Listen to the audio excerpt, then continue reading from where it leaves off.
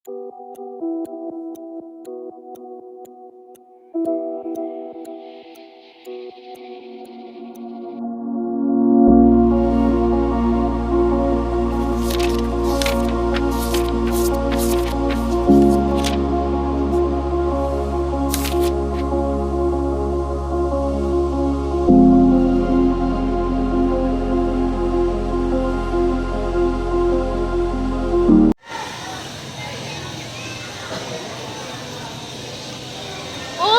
Nandito ka pala? Malamang.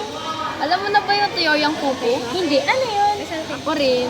Joke! Gusto mong malaman? Sige. Tara! Ano nga bang teoryang kuko?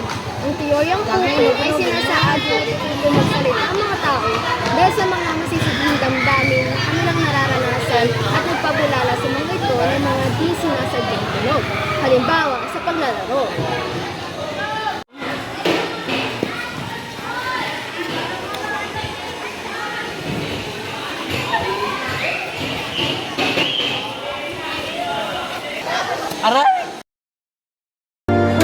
Walang kwenta.